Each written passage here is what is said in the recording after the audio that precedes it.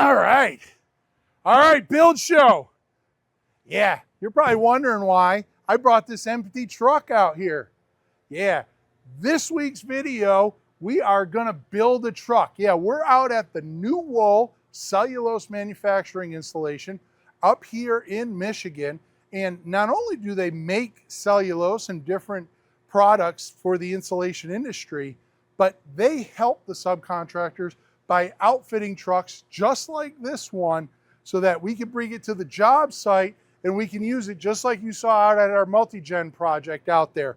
So if you haven't been watching, make sure you catch up on that multi-gen series, because the installation video is not only about installation, it's a tour of the factory. Yeah, we're out here at the factory. We just walk through step-by-step video of exactly the process where cellulose insulation gets made. So anyways, this week's video, we're gonna outfit this truck. Let's go catch up with Bob and let's talk cellulose machinery. All right, it's an empty truck, but it's not an empty truck for long. We're gonna catch up with Bob here. Bob is the Director of Product Development and Service to the contractors and such from technical service side, right? Yeah, you got it. Hey, thanks, Steve. Okay. Appreciate you bringing the truck. Hey, anything I can do to help out New Wool, right? All right, appreciate that. New Wool, 75-year company. Yes, sir. Primarily makes cellulose, but you guys have a bunch of different products out there also, different lines, making some different products. You might have seen some of them on our multi-gen series where we shot the video on site and we talked about the various products, including one of the new products that I'm sure you helped develop there, the drainable mat insulation. The Insul-Dry. Insul-Dry. Yeah, out of recycled carpet fiber. Out of recycled carpet fiber. You get the benefits of insulating the outside of the basement and drainage at the same time. And protection of the waterproofing. Protection of the waterproofing as well. Exactly. Anytime we can get one thing to do two or three You things, bet. we're on a good roll. So, we got an empty truck. Yes. But it's not empty for long. No. This monster of a piece of machinery is going in it. Now, at New Wool, you don't only make your product, you not only help your contractors, but you deliver systems to them to install your product. That is correct. We call this the 1700. The 1700, and it's not dating it at 1700. No, this is new technology. That's the latest generation, replacing obviously the 1600. There you go. Which goes to the size of the unit. So New Wool actually pioneered damp spray. Okay. We were back in damp spray back in the early 80s. Yep. It needed some work, it needed some help. For example, water pressures. Started at about 600 PSI, we're up to almost 1200 PSI now. We want to keep that as dry as possible, but still get it in the wall and get it this thick. Yeah. So, out of that, we developed this piece of equipment. Okay. This is going to do the damp spray for you. And if you just want to do attics, it can do that as well. Okay, so dry blown. Dry blown. For them. So we have a lot of people that watch this that might not be familiar with the cellulose industry. So dry blown or wet. So starting back here, so the truck that you brought in has that line shaft in it. Okay.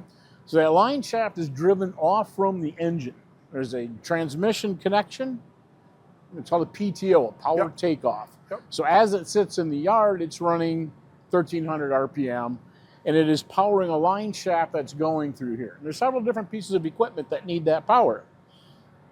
We'll start here with a blower. Gotcha. Obviously, if we're going to blow it in, we need a blower. That's a roots blower. Roots? As in like R-O-O-T-S? Yes, yes. Okay. Positive displacement. You are not going to stop it. It's not like a fan blower in a cage fan. These are pieces that are connecting together, and the pressure either is going to go all the way through or it has to be released back into itself. Okay. So it's a very high pressure, very efficient way of moving air. And that's the motivation behind moving this stuff down the hose. Yes. All right. Yes. And that hose, let's talk a little bit about that, because I like to get the understanding of kind of all the parameters, because I see it in there, and sometimes I see the truck parked out of the driveway, I see the hose snake, then goes up to the third floor, then goes in the house and goes across. So that fan is doing some serious, or that pump is doing some serious work. That's why we use the roots blower. Okay. We don't have to worry about that line loss. As opposed to the squirrel fan or something exactly. that we were talking about. It's not, so in a say a squirrel fan, if the pressure builds up too much, it will just go back pass through the top edge of the fan. Gotcha. Because there's a gap between the blade and the housing, right? Yep. It will just go back through that. This does not have that. Okay, so this is like, would I be correct in saying it's almost like a fan that has a check valve? So there's no return? It behaves that way, yes. Okay. But it's not, probably not physically acting that way, but conceptually it's doing that. Incidentally, these are used on dragsters. Not that particular style, but that concept Okay. is used on dragsters to increase the pressure into the cylinders. Gotcha. So Gotcha. that itself is a heavy piece of equipment, kind of interesting piece of technology. Yep. Now we need to regulate that. Your airflow is part of what's going to determine how well you're putting into the wall or the attic. So if you're going dry, depending on how much air you use, will depend on how much volume you get out of the material. You want a certain amount of volume, but you also want to get the job done. So you might have to turn the air down a little bit to get more product to go through. So that's all controlled through that valve there. The air goes into the bottom of that blue tube. Gotcha. And you can see that is attached to this hopper. Yep. All of the dry material goes into the hopper here. There are 3 shafts in the hopper. 2 have paddles that are counter-rotating, and 1 in the middle that is also rotating. Those are breaking the material up that's in the bag. Almost like an auger? Exactly. Okay. So it's an agitator that's breaking the material up, and then, as you mentioned, like an auger, kind of pushing it to this direction. Okay. So, and we have a dividing line right here. We'll get to that in a minute. You're going to like it, but I like to say it's fluff in this stuff. That's it. That's exactly what it's doing. But then, if you can probably see in here, there's like little spikes on those shafts. All right? Now that you've got it fluffing the stuff, you really fluff the stuff. Gotcha. So there's another piece that has to have off from that line shaft. We have to be spinning those to get that. And are those spinning real fast, or are they spinning? Yes, they are spinning pretty fast. fast. We got a good agitation on them. Okay. Then it drops into here. Now this, you're going to have to kind of envision veins going this way. Okay. I believe there's 5 of them where it goes around the cylinder. There's an opening at the top. That vein takes the material that drops in, pushes it, and now it's air sealed. We call that an airlock. Okay. That vein continues on and then gets in line with the air that's flowing through. So what we've done was we've able to incorporate the material into the airflow without having any air escape. Gotcha. So there's always that positive pressure in that one direction. Yes. But you have the ability to introduce material without interrupting Exactly. that air. Think of it, picture a revolving door. Gotcha. That's the best way. Picture a revolving door on its side. And it's constantly going and doing that. Okay. And so we have seals in there. And that's a maintenance item that the guys here always check to make sure those seals are proper and working.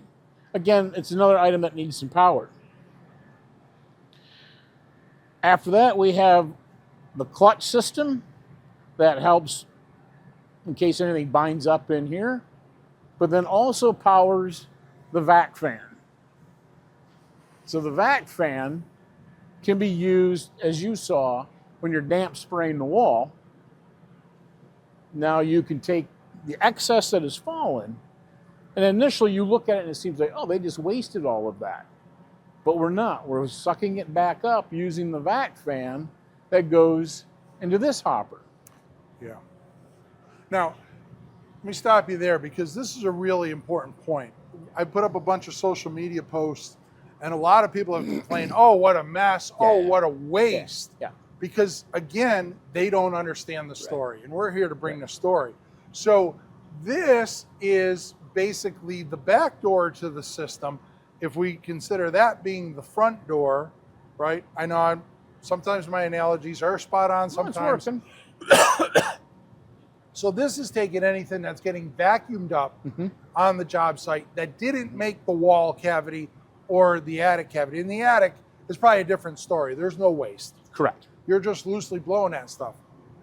But if you're doing damp spray, then you want to be able to, any of that material that falls, vacuum it up, reintroduce it to the system. And so this is the reintroduction system. Correct. The back door. So it's exactly right. And when you start the job starts clean. And when you end the job, it looks clean. Because so it goes into here. Now, it has had a certain amount of moisture added to it. We call that recycle. Gotcha. So we're recycling our recycle. But now this is already a little bit damp. Right. And usually when you start a project, you'll spray some into a corner and start that process. Start getting recycle in here. Let me make sure I understand this. So when you're starting that job out and you're putting the first thing, the first cavity you're spraying, the damp spray has now already been calibrated to using reintroduced material. Correct. You're gonna spray a certain amount before you do your first cavity. You're gonna spray a certain amount to get it damp, to get this primed, to get this started, because this box, as you'll notice, splits these two cavities. Yes. So some of it is coming dry and some of it is coming damp. I wonder how long it took you to realize that you needed to spray the stuff first so that the reintroduction, you could calibrate the whole system. Luckily for me, I wasn't around in those early days. Yeah, because I can The imagine stories I've someone heard. spraying it and then going, whoa, whoa, whoa, this stuff is soaking wet. And, you know, and then you're down here and you're trying to tune it. But that, to me, that's just, it's one of those tidbits of information that if you didn't know anything about this, it would take you a little bit of experience to understand that. But having your guys, you know, and this is where your role and your team's role plays such a significant role in the building industry, because not only are you a company that makes a great product, but your investment in making sure the product gets installed in the best possible way, right?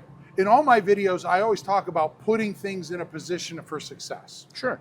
Right? And we try and do that with our own lives. We try to do it as dads, as bosses, as employees, as employers. We're always looking for the best road to success. And I commend companies like yours, and there's a bunch of them out there, that is always striving to make sure everybody down the line understands the best possible process to succeed. Well, we do that, and we try, you know, we keep monitoring how the equipment's working, what improvements need to be made. We take feedback from the field. We don't think there's enough agitation. Maybe the agitation needs to go faster. We're changing actually, you were talking about the fluffing the stuff. Right. We call that a fluffer box. There you go. And we're looking at a different way of doing that as well.